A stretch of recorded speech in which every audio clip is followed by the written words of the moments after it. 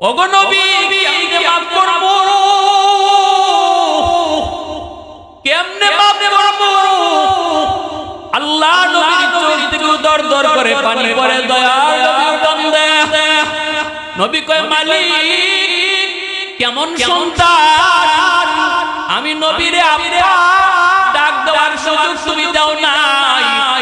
আব্বা ডাকের ভিতরে কত মজা আমি নবী জানি না। বুঝ হওয়ার পর মারি নিয়ে গেছো, মারকে মত করার সুযোগ আমি নবীকে তুমি দাও নাই গো আল্লাহ। ও মালিকে কেমন সন্তান, কিন্তু আমি কেমন করে তার কবরের পাড়ে চলে যাব, তার বিপদে রাইখা মায় তো মাফ করে না গো আল্লাহ। ও মালিক মায় তো মাফ করে না, তাহলে কেমন করে তার আযাব বন্ধ হবে? রহমতের নবী চিন্তায় পড়ে গেলেন। এইবার নবী বলতেছেন মা গো ও মা, তোমার কাছে একটা আবদার করি। আল্লাহর কাছে নবী আগে আবদার করছে, আল্লাহ আমার দিল তো শক্ত, কেমন করে নরম করব জানি না, তবে তোমার কাছে একটা আবদার করি গো মালিক, আপনার দিল যত শক্তই হোক না কেন, যদি সন্তানের কষ্ট বাপ মা নিজের চোখে দেখে তাহলে কিন্তু দিল নরম হয়ে যায়।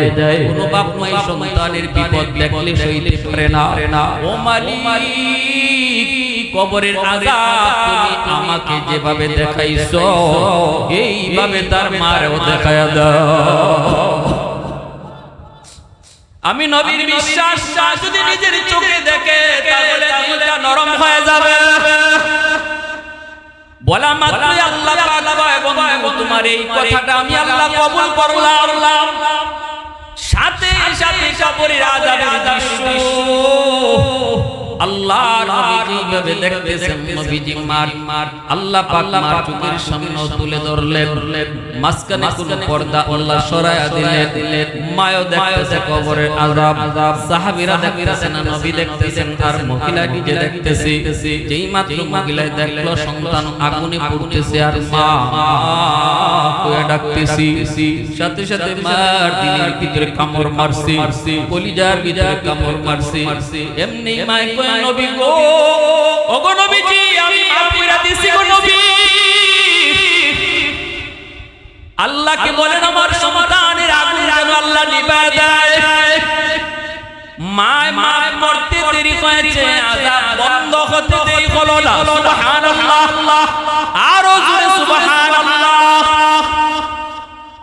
এজন্যই ভাইরা মনে রাখবা, মা বাবা যতক্ষণ তোমার জন্য অন্তর থেকে দোয়া করবে ততক্ষণ আল্লাহর দরবারে এই দোয়া কবুল হবে। যতক্ষণ কলিজায় ব্যথা থাকবে ততক্ষণ তো আল্লাহর দরবারে যাইতে থাকবে। এ যুবক শোনো ভালো করে, শোনো রেদার রাব্বি ফি রাদাল ওয়ালিদাই। আল্লাহর নবী বলেন বাপ মা যদি তোমার উপর খুশি থাকে আল্লাহ তোমার উপর খুশি হয়ে যায়। বাপ মা যদি সন্তানের উপরে নারাজ থাকে আল্লাহ তার উপরে নারাজ হয়ে যায়। এর যুবক মা বাবাকে খুশি করতে লক্ষ টাকা লাগে না, বোয়াল মাছ খাওয়ানো লাগে না, বাপ মারে খুশি করতে আম্মা কুয়া আম্মু কইরা ডাক দাও, আব্বা কুয়া আম্মু কইরা ডাক দিয়া দেখো মা বাবার দিল খুশি হয়ে যায়। বড় হওয়ার পর আম্মা কইতে তোমার আমার শরম লাগে, বড় হওয়ার পর বেশি বেশি আব্বা কইতে শরম লাগে।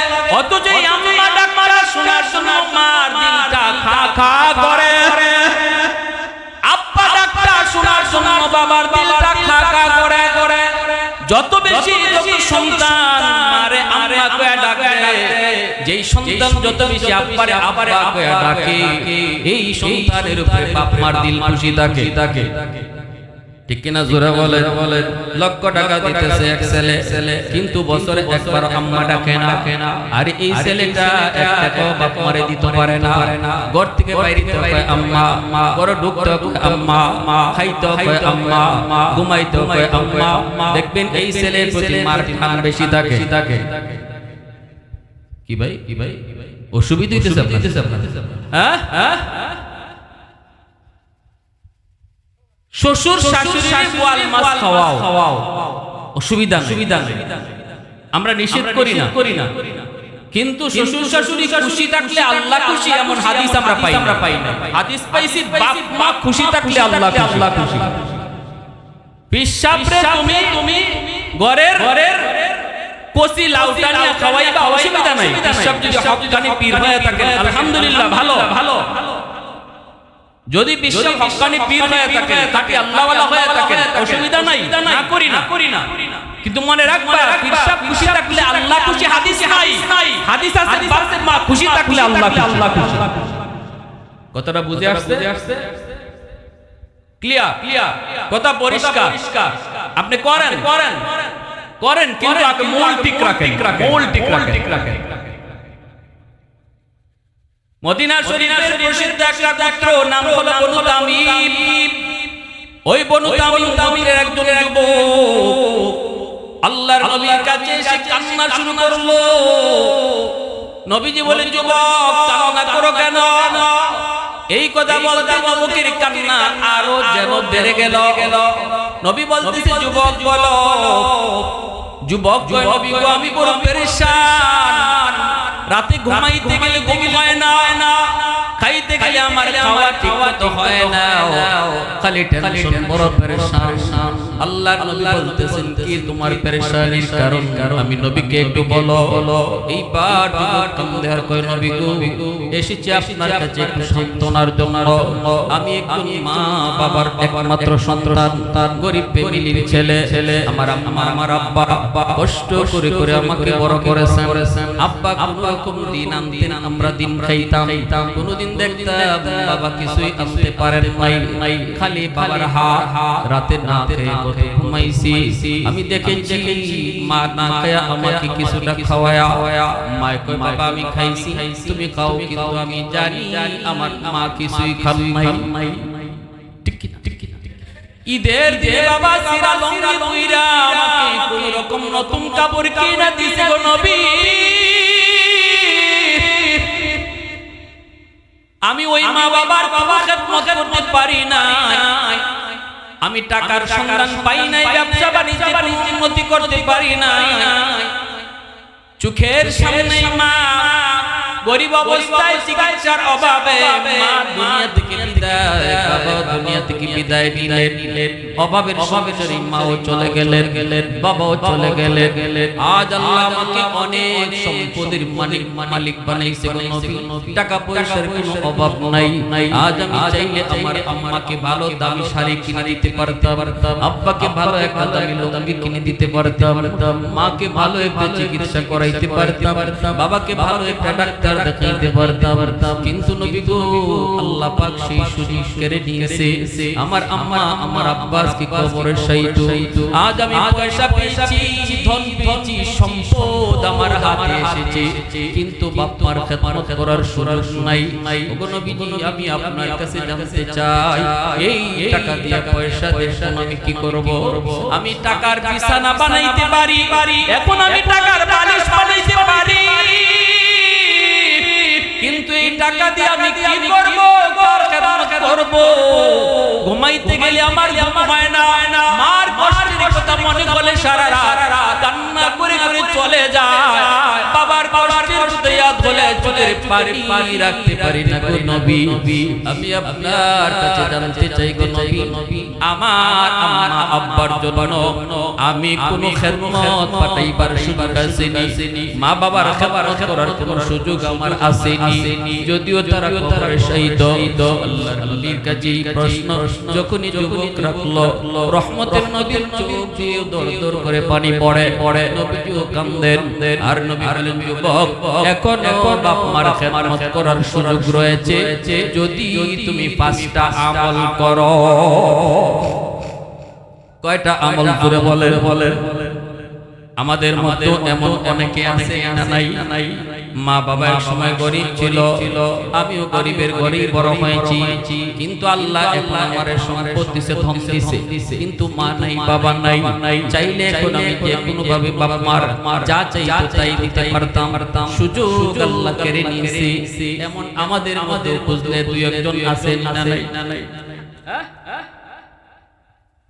কি কি করব আমার রহমতের নবী কয় পাঁচটা আমল যদি করো তোমার খেদমত আল্লাহ কবরে পাঠিয়ে দিব।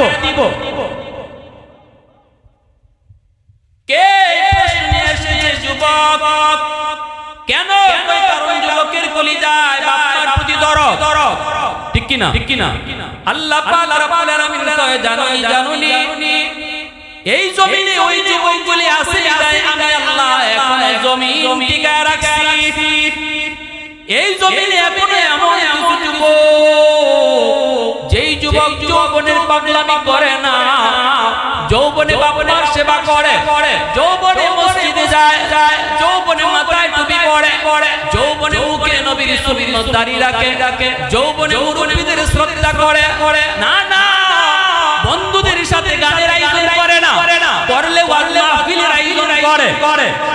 না ওই যুবক চুরি ডাকাতি করে না তার পাগলা ঘোড়া দৌড় দিতে চায় কিন্তু লাগাম টান দিয়া ধরে। আল্লাহ পাক রব্বুল আলামিন কয় রে জমিন যতদিন পর্যন্ত এমন যুবক জমিনে থাকবে আমি আল্লাহ জমিন টিকায় রাখবো। আজকে এই চুনটারি যার সমাজ এ যুবক তোমার হাত ধরে বলি পায়া ধরি তোমার মত যুবকের কারণে আল্লাহ জমিন টিকায় রাখছে। তুমি তোমার দাম বুঝো না, তুমি তোমার লো তুমি বুঝো না রে যুবক। এই কথাটা বোঝানোর জন্য আমরা উলামায়ে কেরাম রাত নাই দিন নাই শহর নাই বন্দর নাই হাতে ধরে পায়ে ধরে বোঝানো আসি এতটুকু বুঝো তোমার মতো যুবকের কারণে আল্লাহ এই জমিনকে আল্লাহ টিকায় রাখছে।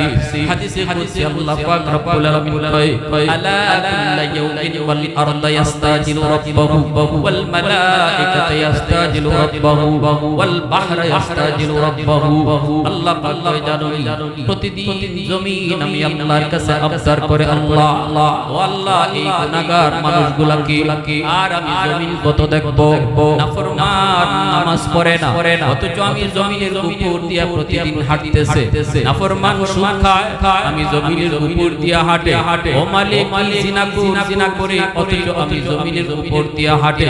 আর কত আমি দেখব আর কত আমি সইব, তার পায়ের বোঝা আমি জমিন আর কতকাল নিব। আসবিরু ইলা মাতা তাসবিরু, ধৈর্য ধরার তো একটা সময় আছে, ধৈর্য ধরার একটা লিমিট আছে গো মালিক। আমি আর কত ধৈর্য ধরব? আবদালি ওয়ালিনা আদম বিকারি, অনুমতি দাও আমি জমিন পেটে যাই ওই পেট আমাদের গিলি, অনুমতি দাও আমি জমিন পেটে যাই সুদকুরকে আমি গিলি, অনুমতি দাও আমি জমিন যাই ঘুষখোরকে আমি গিলি, অনুমতি দাও বেপরদা চলে আমি তারে গিলি। আল্লাহ পাক রব্বুল আলামিন কয় এইভাবে প্রতিদিন জমিন আমি আল্লাহর কাছে আবদার করে শুধু জমিন নয় সাগর মহাসাগর গুলিও এমন প্রতিনিয়ত আবদার করে। কক্সবাজার সমুদ্র সৈকত কত যুবক সমুদ্রের পারে যায় না করে অন্যায় করে, ঠিক কিনা জোরে বলো। সাগরের পানি আল্লাহর কাছে আবদার করে মালিক আসছে তোমার কুদরত দেখার জন্য, আমি সাগর নই আমি উশৃঙ্খল হতে জানি, ঠিক কিনা জোরে বলো। মুহূর্তের ভিতরে আমি সব তামা বানায় দিতে পারি তোমার ইশারায়। দুনিয়ার এই নাফরমানগুলি দেখেছি আমি কত ভয়ঙ্কর, সময় মতো আমি কত ভয়ঙ্কর নাফরমানগুলি দেখেছে। এরপর কত বড় সাহস আমি সাগরের পারে আইসা কেমন ভাবে নাফরমানি করতেছি, কত গুনার আয়োজন করতেছি। আল্লাহ অনুমতি দাও এই জমিনটারে আমি পাক বানায় দিই, এই নাপাক জমিনটারে আমি পানি দেয়া পাক বানায় দিই, সব সাফ করে দেই, সব সাফ করে দেই। আল্লাহ পাক রব্বুল আলামিন কয় রে জমিন এ জমিন ভালো করে শুন, আমি আল্লাহ দেখতেছি এই জমিনে কত গুনাহ হয়, কত অন্যায় হয়, কত অত্যাচার হয়, কত জুলুম হয়, কত নাফরমানি হয়। এরপর আমি কেন ধরি না জানুনি? কারণ হলো আমি এই মানুষকে বড় আদর করে বানাইছি। আসমান আল্লাহ বানাইছেন কুন ফায়াকুন কইলা, জমিন আল্লাহ বানাইছেন কুন ফায়াকুন কইলা, ফেরেশতা আল্লাহ বানাইছেন কুন ফায়াকুন কইলা। কিন্তু আমারে আপনার আল্লাহ পাক ফায়াকুন বলে বানায় না, আমাকে আপনাকে যখন আল্লাহ বানাইছে, আল্লাহ বলে খালাকতু বিয়াদাইয়া, আমি আমার নিজের হাত দিয়া বান্দা বান্দিরে বানাইছি। কারণ এই চেহারার মধ্যে এত দামি কপাল, এই কপাল আমি আল্লাহ বানাইছি আমাকে সিজদা দেওয়ার জন্য। ফেরেশতাদের হাতে বানাইলে হয় না, এজন্য আমি নিজের হাতে বান্দার কপালটা বানাইছি। সুবহানাল্লাহ, আওয়াজ দিয়া বলো সুবহানাল্লাহ। যেই কপাল আল্লাহ আল্লাহর কদমে সিজদা দেওয়ার জন্য বানাইছে, আজকে ওই কপালটা তোমার সিজদার কাজে লাগে না রে যুবক, একটু নিজের বুঝাও। আল্লাহ বলে জানলে জমিন 4 দল যতদিন পর্যন্ত এই জমিনে থাকবে, ততদিন পর্যন্ত আমি আল্লাহ জমিন টিকায় রাখবো।